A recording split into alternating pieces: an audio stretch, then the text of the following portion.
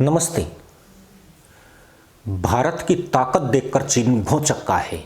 वही चीन जो पाकिस्तान के साथ मिलकर भारत को झुकाने और डराने के लिए अब तक एड़ी चोटी का जोर लगा रहा था, लेकिन पिछले 3 महीनों से उसकी सोच में अमूलचूल बदलाव आता दिख रहा है। चीन तेजी से भारत से रिश्ते सुधारने की दिशा में कदम बढ़ा चुका है। अब सीमा विवाद जैसे मुद्दों को सुलझाने और भारत से रिश्ते मजबूत करने के लिए चीन के शीर्ष अधिकारियों का एक दल भारत में मीटिंग पर मीटिंग कर रहा है। वही चीन जो पिछले साल की शुरुआत में भारत से सीधे मुंह तक बात नहीं करता था, लेकिन जैसे ही ट्रंप ने भारत पर टैरिफ बम फोड़ा और भारत ने झुकने से इनकार कर दिया तो दुनिया के साथ चीन भी चौंक गया। वजह बिल्कुल साफ थी। भारत का अमेरिका को निर्यात $100 अरब से भी ज्यादा है और भारत ट्रेड सरप्लस की मजबूत स्थिति में है। भारत की जगह कोई भी देश होता तो डगमगा सकता था, लेकिन भारत की रणनीति ने चीन को हैरान कर दिया। और उस वक्त तो चीन भौंचक कर रह गया जब ट्रंप को खुद आगे आकर ट्रेड डील का ऐलान करना पड़ा। यानी जिसने टैरिफ लगाया, भारत ने उसी डोनाल्ड ट्रंप से टैरिफ नॉर्मल करने की घोषणा करवाई। सिर्फ भारत और चीन ही नहीं, बल्कि आज पूरी दुनिया मानती है कि दोनों देशों के बीच कभी युद्ध नहीं होगा, क्योंकि आज 1962 वाली परिस्थितियां नहीं है। अगर यह युद्ध हो गया तो न सिर्फ दुनिया संकट में आएगी, बल्कि भारत चीन भी बहुत हद तक बर्बाद हो जाएंगे। अमेरिका उन्हें आपस में लड़ाने की कोशिशें जरूर करेगा ताकि दुनिया का वर्ल्ड ऑर्डर उसके हाथ में रहे, लेकिन भारत चीन की स्वतंत्र विदेश नीति और गुट निरपेक्षता की पॉलिसी अब किसी युद्ध को असंभव बना रही है। पर क्या यही सिर्फ एक वजह है जो चीन को भारत के नजदीक ला रही है?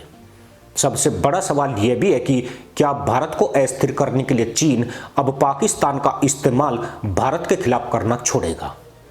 वही पाकिस्तान जो आज भी चीन और भारत की अगली लड़ाई के मुल्लाई ख्वाब देख रहा है। सवाल यह भी है कि भारत चीन के सुधरे रिश्ते क्या बदलाव लाएंगे। हाल के महीनों में चीन ने कुछ सकारात्मक संकेत दिए हैं। बीजिंग से भारत के लिए सीधी उड़ानों की बहाली पर प्रगति दिखी है। कई सालों के बाद चीन ने भारत से कुछ प्रमुख श्रेणियों में आयात बढ़ाने की बात की है। टेक्नोलॉजी, सप्लाई चेन और रेयर अर्थ मिनरल्स की उपलब्धता पर संवाद शुरू हुआ है। ये वही रेयर अर्थ मिनरल्स है जिनका इस्तेमाल इलेक्ट्रिक वाहन, रक्षा उपकरण, सेमीकंडक्टर और हाईटेक मैन्युफैक्चरिंग में होता है। वैश्विक स्तर पर इनकी सप्लाई का बड़ा हिस्सा चीन नियंत्रित करता है, इसलिए भारत के लिए यह रणनीतिक रूप से महत्वपूर्ण विषय है। अब जरा बड़ी तस्वीर समझिए। पिछले कुछ वर्षों में भारत और चीन के संबंधों में तनाव रहा। सीमा पर गतिरोध, सैन्य तैनाती और कूटनीतिक सख्ती, लेकिन इसी दौरान वैश्विक अर्थव्यवस्था भी बदली। कोविड के बाद सप्लाई चेन विविधीकरण, चाइना +1 रणनीति और उभरते बाजारों की अहमियत बढ़ी। भारत ने इस दौर में खुद को एक विश्वसनीय विनिर्माण और सेवा हब के रूप में पेश किया। भारत की जीडीपी $4 ट्रिलियन से ऊपर पहुंचने के साथ दुनिया की प्रमुख अर्थव्यवस्थाओं में उसकी स्थिति मजबूत हुई। कई अंतर्राष्ट्रीय संस्थानों ने भारत को आने वाले वर्षों में सबसे तेज बढ़ती बड़ी अर्थव्यवस्थाओं में से एक बताया। Digital payments, infrastructure, startup, ecosystem, इन सभी मोर्चों पर भारत ने तेजी दिखाई। चीन के लिए भी यह समीकरण कम महत्वपूर्ण नहीं है। चीन की अर्थव्यवस्था जो लंबे समय तक 2 अंकों की वृद्धि दर के लिए जानी जाती थी, अब अपेक्षाकृत धीमी वृद्धि के चरण में है। रियल एस्टेट सेक्टर की चुनौतियां, घरेलू खपत की गति और निर्यात पर दबाव, इन सब ने बीजिंग को नई साझेदारियों पर सोचने को मजबूर कर दिया है। भारत जैसा बड़ा बाजार, युवा जनसंख्या और तेजी से बढ़ता मध्यम वर्ग चीन के लिए आकर्षण का केंद्र है। दोनों देशों के बीच व्यापार पहले से ही विशाल है।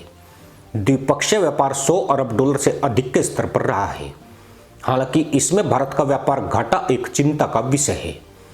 भारत चीन से electronics, machinery, chemicals, solar components जैसे उत्पाद आयात करता है, जबकि भारत का निर्यात अपेक्षाकृत सीमित श्रेणियों में केंद्रित रहा है। अब अगर चीन भारत से आयात बढ़ाने, मार्केट एक्सेस देने और निवेश सहयोग पर आगे बढ़ता है तो यह असंतुलन कम करने की दिशा में एक महत्वपूर्ण कदम हो सकता है। सीमा वार्ताओं की बात करें तो पिछले दौर की सैन्य कूटनीतिक बैठकों के बाद कुछ क्षेत्रों में डिसएंगेजमेंट और डी एस्केलेशन के संकेत मिले हैं।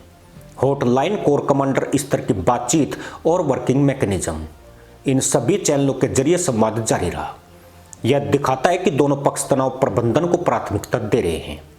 अब सवाल उठता है, क्या यह स्थायी बदलाव है या केवल सामरिक विराम? विशेषज्ञ कहते हैं कि भारत और चीन दोनों ही दीर्घकालिक प्रतिस्पर्धा और सहयोग के मिश्रण वाले रिश्ते को समझते हैं।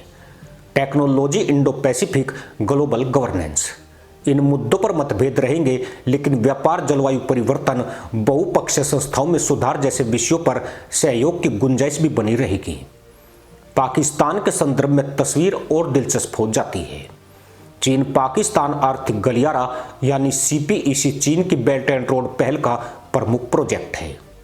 चीन के लिए पाकिस्तान सामरिक और आर्थिक दोनों दृष्टि से अहम रहा है, लेकिन हाल के वर्षों में पाकिस्तान की आर्थिक चुनौतियां, कर्ज का दबाव और आंतरिक अस्थिरता ने परियोजनाओं की गति को प्रभावित किया है। ऐसे में चीन भी जोखिम संतुलन की रणनीति पर विचार करता दिखा। भारत चीन संवाद में सुधार का मतलब यह नहीं है कि चीन पाकिस्तान से दूरी बना लेगा, पर यह संकेत जरूर हो सकता है कि बीजिंग अब बहुआयामी संतुलन चाहता है। भारत के लिए प्राथमिकता स्पष्ट है: राष्ट्रीय सुरक्षा, सीमा स्थिरता और आर्थिक हितों का संरक्षण। भारत ने मल्टी अलाइनमेंट की नीति अपनाई, जिसमें अमेरिका, यूरोप, रूस, जापान, आसियान सबके साथ अलग अलग क्षेत्रों में साझेदारी बढ़ाई गई। क्वाड जैसे मंचों में भागीदारी, वहीं ब्रिक्स और SCO में सक्रियता। यह संतुलन भारत की कूटनीतिक पहचान बन गया। चीन के साथ रिश्तों में नरमी का असर कई स्तरों पर दिख सकता है: व्यापार में नए अवसर, पर्यटन और शिक्षा आदान प्रदान, टेक्नोलॉजी सप्लाई चेन में सहयोग, और सबसे महत्वपूर्ण, सीमा पर स्थिरता। अगर यह रुझान जारी रहता है तो एशिया में शक्ति संतुलन का एक नया अध्याय खुल सकता है, लेकिन सतर्कता भी उतनी ही जरूरी है। इतिहास बताता है कि अंतरराष्ट्रीय संबंध स्थायी दोस्ती या दुश्मनी पर नहीं, बल्कि हितों पर चलते हैं। इसलिए भारत के रणनीतिक समुदाय का एक बड़ा वर्ग कहता है, संवाद बढ़े, विश्वास निर्माण हो, पर राष्ट्रीय हित सर्वोपरि रहे। दुनिया की नजर अब इसी पर है। क्या भारत और चीन प्रतिस्पर्धा के साथ सहयोग का संतुलन साध पाएंगे? क्या सीमा पर स्थायी समाधान की दिशा में प्रगति होगी? क्या व्यापारिक असंतुलन कम होगा? और क्या एशिया एक अधिक स्थिर बहुध्रुवीय व्यवस्था की ओर बढ़ेगा? आज की वास्तविकता यही है। भारत और चीन दोनों ही 21वीं सदी की वैश्विक कहानी के केंद्रीय किरदार हैं। दोनों के बीच हर सकारात्मक कदम न केवल द्विपक्षीय रिश्तों को, बल्कि वैश्विक अर्थव्यवस्था और भू राजनीति को भी प्रभावित करेगा।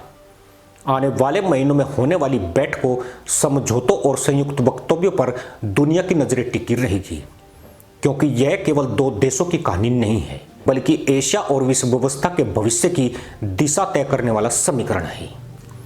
इसी के साथ अनुमति दोस्तों, जय हिंद, वंदे मातरम।